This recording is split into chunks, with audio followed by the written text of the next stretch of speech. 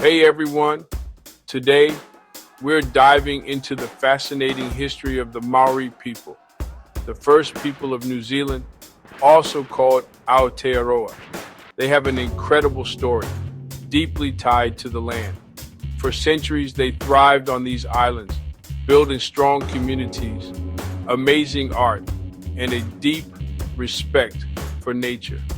Their journey to Aotearoa, way before Europeans arrived, is a story woven with the land, the ocean, and the spirits of their ancestors. They're strong and determined, holding on to their culture and fighting for their place in their homeland. The Maori people were amazing sailors, crossing the huge Pacific Ocean to reach Aotearoa in several journeys. They saw the land not as something to own, but as a living ancestor to respect and care for. They lived in harmony with nature, understanding its delicate balance. Their stories, passed down through generations, tell of their origins, their bond with the land, and the importance of family and community. Arriving in Aotearoa started a new chapter in their history. They created a complex social structure based on family ties, with tribes making decisions together and respecting their elders. Their society was built on rangatiratanga, caring for others, rangatiratanga, family and connections, and kaitiakitanga, protecting the environment. These values still shape how they see the world and treat each other. The Maori are incredible artists, expressing themselves through carving, weaving, tattooing, and performing arts. Their intricate carvings, often found on meeting houses and canoes, tell stories of their ancestors and their relationship with nature. Their weaving, using flax and feathers, created beautiful clothes and mats used in everyday life and ceremonies. Their art wasn't just decoration. It was a powerful reminder of who they are and where they come from. The arrival of European explorers in the 1600s changed everything for the Maori. It was a clash of two very different cultures, with different beliefs and ways of life. At first, they traded things like timber and flax, but as more Europeans settled, they put more pressure on Maori land and resources. The Europeans brought new goods and technology, but they also brought diseases like measles, the flu, and tuberculosis. The Maori had no protection against these illnesses, and many people got sick and died. This weakened tribes and changed their communities. It wasn't just a sickness. It also hurt their culture and their traditional way of life. As more settlers arrived, they wanted more land. This caused tension and conflict between the Maori and Europeans. Maori saw land as something shared by everyone, while Europeans saw it as something to own and use for themselves. This big difference in thinking caused many problems. The growing demand for land led to the Treaty of Waitangi in 1840. This agreement between Maori chiefs and the British Crown was supposed to help them live together peacefully.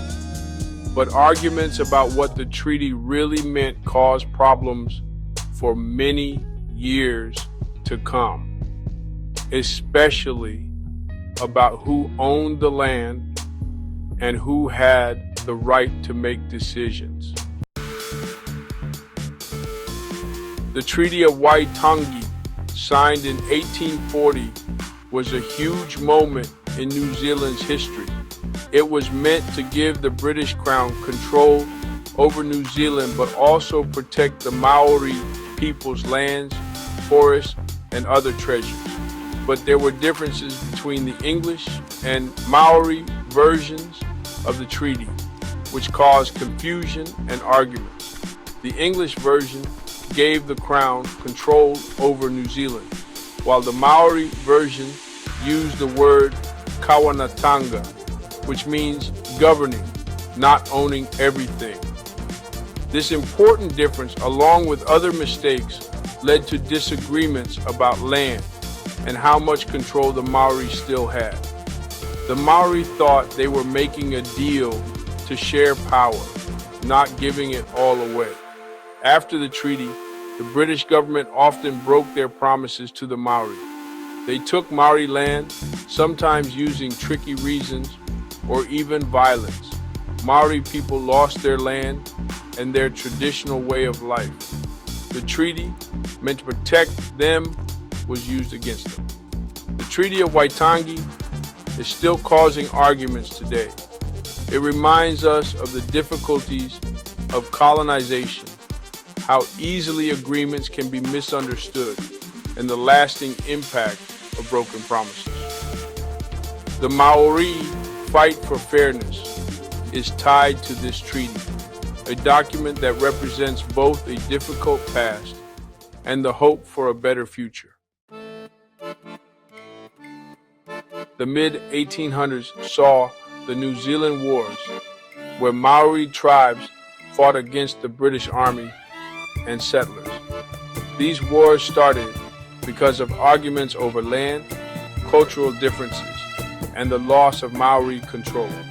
These wars were devastating for the Maori people. Maori warriors were skilled fighters who knew the land well. They fought bravely to protect their homes and way of life.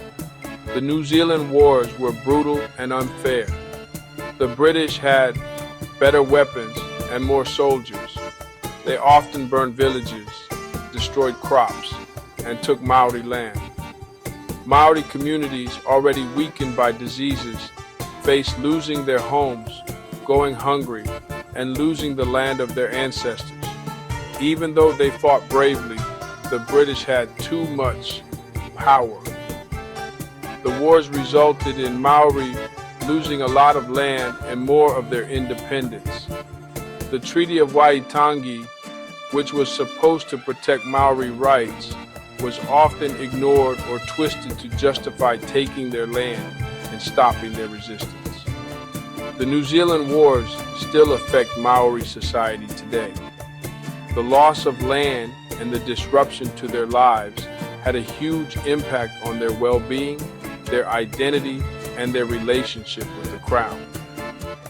These wars remind us of the terrible things that can happen during colonization and the lasting unfairness faced by indigenous people all over the world. In the late 1900s, a movement for Maori rights and reparations grew in New Zealand. Maori activists, scholars, and community leaders started to speak out against the injustices their people had suffered. They demanded recognition of their treaty rights, the return of their land, and compensation for their losses. This movement became very powerful and led to important legal and political changes. A major step was the creation of the Waitangi Tribunal in 1975. This group's job was to investigate historical grievances related to breaches of the Treaty of Waitangi.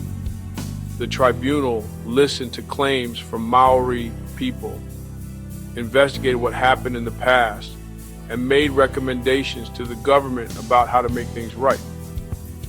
The process of making amends has been long and complicated, involving discussions between the Crown and many Maori tribes and organizations. It has led to some important settlements, including the return of some land, financial compensation, and apologies from the government for past wrongs. These settlements are a good start, but they are not the end. They are steps towards healing and reconciliation. The process of making amends is still happening today. It shows how strong and determined the Maori people are.